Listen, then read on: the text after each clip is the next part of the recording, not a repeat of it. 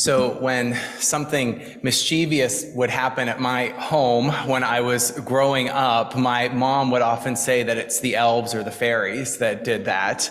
And I don't know if you noticed a little bit earlier when I was like trying to light and then relight the candle here. I don't know what was going on, but I'm pretty sure it was a fairy. So, and the fairies are what I'm going to be talking a bit about today.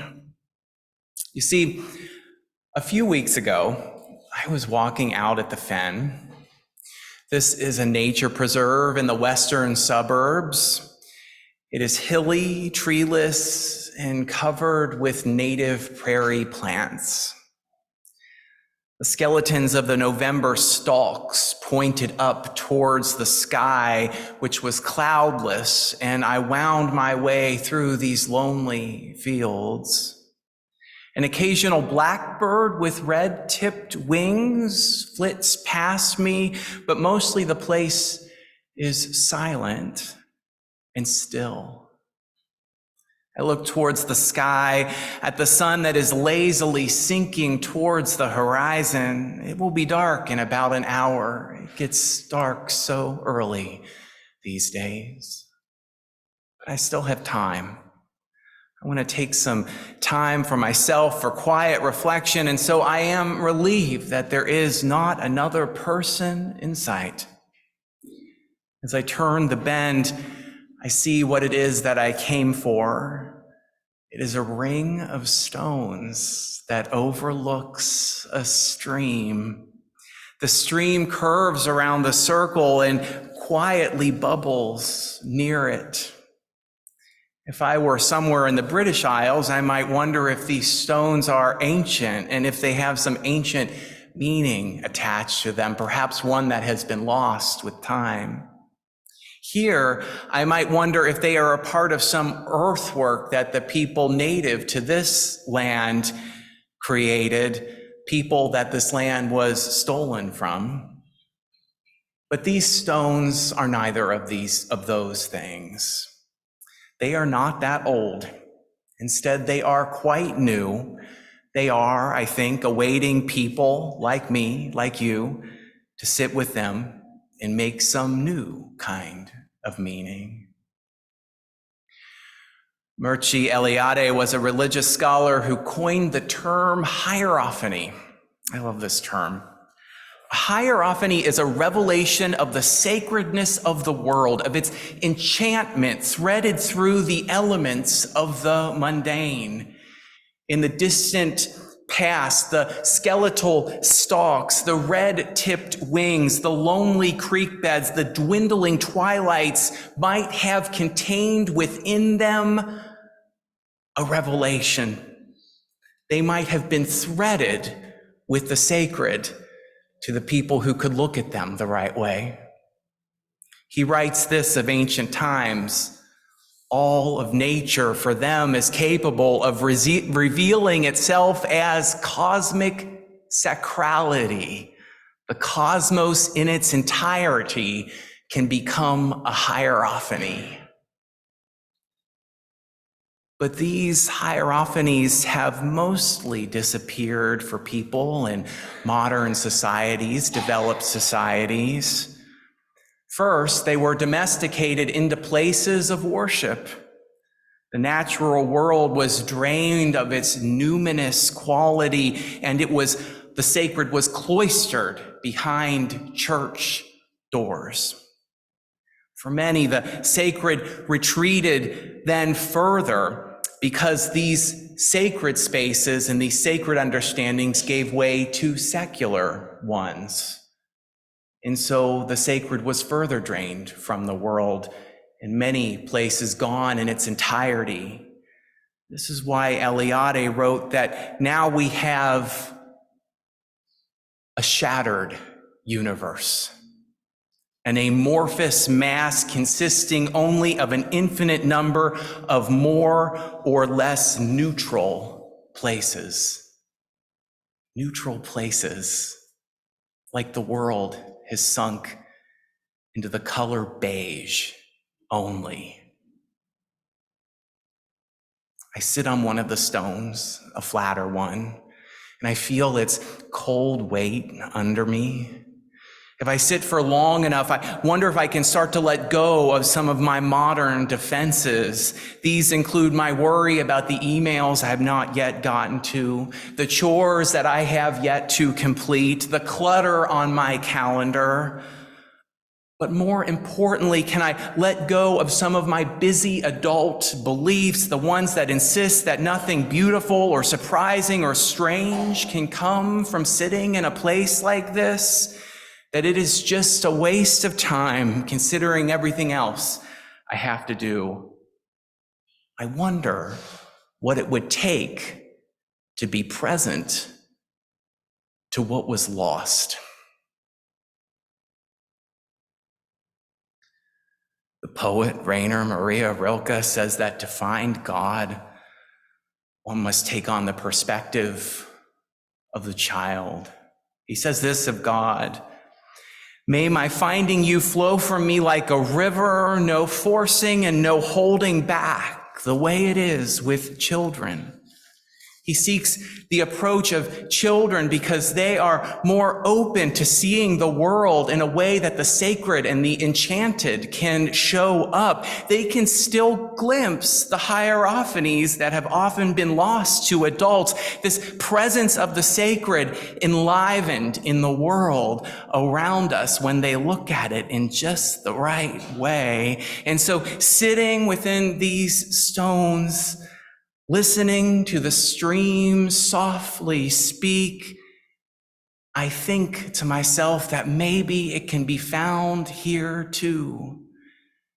And that is when the words of another poet come to mind.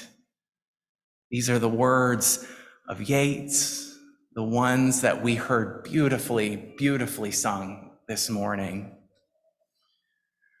Where dips the rocky highland of Sleuthwood on the lake, there lies a leafy island where flapping herons wake the drowsy water rats, where we've hid our fairy vats full of berries and of reddest stolen cherries.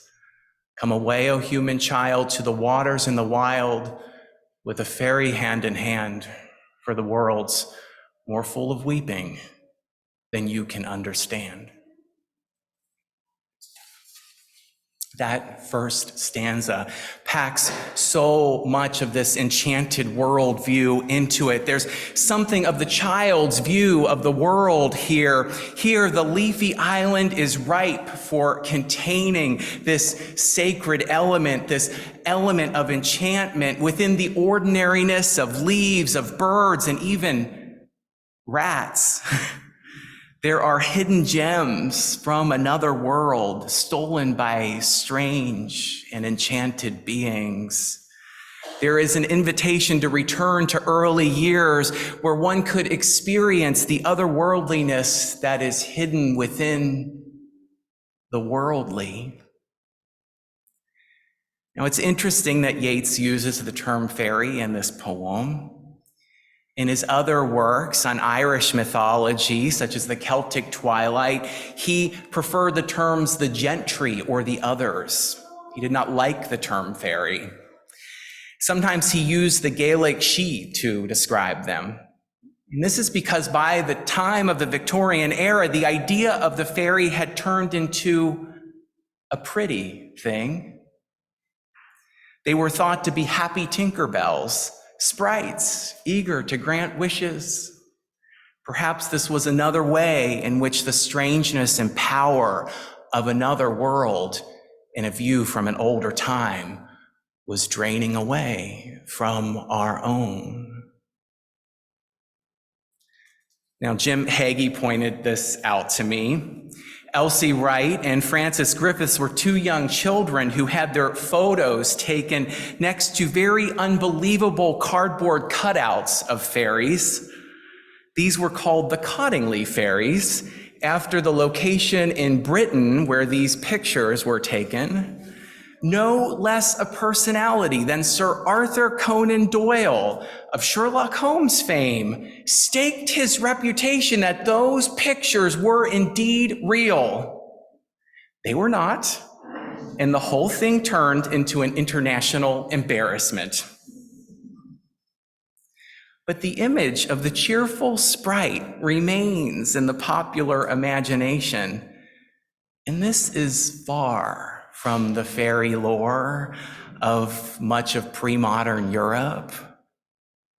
The stolen child communicates the darker reality of this fairy lore.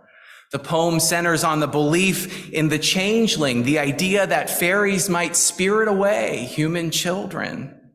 In their place, they sometimes leave pale substitutes. Often the substitute would die shortly after the abduction. It is a deep, strange, and troubling mythology, and yet it is a belief that's amply documented in the anthropological investigations of the Celtic countryside. And we can see it when we get to that last stanza in the Yates poem. Away with us he's going, the solemnite. He will hear no more the lowing, the cows on the warm hillside, nor the cows on the warm hillside, or the kettle on the hob sing peace into his breast, nor see the brown mice bob round the oatmeal chest, for he comes the human child to the water in the wild, with a fairy hand in hand, for the world's more full of weeping than he can understand. The poem itself becomes progressively bleaker. It moves from a pleasant island to a nighttime adventure to finally an abduction. And that abduction spells out all that will be lost and left behind in the human world, all the sweet domesticity that's going to be lost for this child who is taken away. The child will be taken defenseless to the cold perfection of this other world, to the waters in the wild. His fate is not a happy one. I've loved this poem for years, committed it to heart. I like to think about it and recite it when I'm out in nature. I've also read a lot of critical commentary on it, and there's lots of different interpretations for this poem, and I have two different readings of it, both of which I think are possible, and probably both are true. One is sadder than the other. The sadder one is that it's a part of Yates's autobiography. Yates writes that his earliest memory was of his brother dying at the age of 3. In this way, his brother was taken away from the warmth of the family home. I think it's very likely that the poem captures something of that loss, reframed in terms of an ancient mythology. But the other reading that I have, which I think is equally true, is that the poem is about the loss of enchantment. It is about the draining away of the hierophany. It is about growing up and leaving childish things behind. It is about the loss of our own childhood wonder at the natural world, of that being stolen from us. And as profoundly as that, it is about our modern loss of the sacred in the everyday.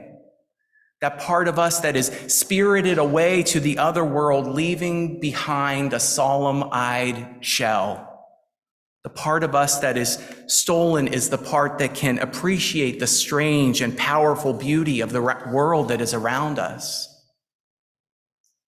In the book, The Spell of the Sensuous, the philosopher David Abram talks about the danger this way of thinking has gotten us into, this way of thinking about the world as a mechanism that is drained of enchantment. By deciding that the world lacks a dimension of the sacred, that it lacks some kind of enchantment, that it is inanimate, we have brought ourselves to an ecological brink. He writes, for 1,000 generations, human beings viewed themselves as a part of a wider community of nature, and they carried on active relationships not only with other people, but with other animals, plants, and natural objects, including mountains, rivers, and weather patterns. We have only lately begun to think of these things as inanimate. How then did humans come to sever their ancient reciprocity with the natural world And what will it take for us to recover a sustaining relationship with the breathing earth? That is his challenge, to regain some sense of reciprocity with a natural world that is not only beautiful, but breathing, alive, enchanted in its own way, if we choose to view it in just the right frame. An answer that we hear is that we should teach our children to cherish the earth, to witness its life and beauty, to do this so that they grow up knowing better. I think that that is surely wrong. Our children are not the stolen children. We are. We need to learn from them because they may still know how to mingle hands and glances with another world that is stranger and more beautiful than we allow ourselves to imagine. The golden yoke of the sun crests the horizon, and I am left to the shadows of twilight. The temperature drops, and I know that it has come time for me to leave this circle of stones. Before I do, I take some small offering from my pocket, and I bury it in the black earth in the center of this circle of stones. I give back to this place, back to whatever enchants this space, something of value to me. I do that because I hope that it may slowly reciprocate and restore to me what it is that I have stolen from myself.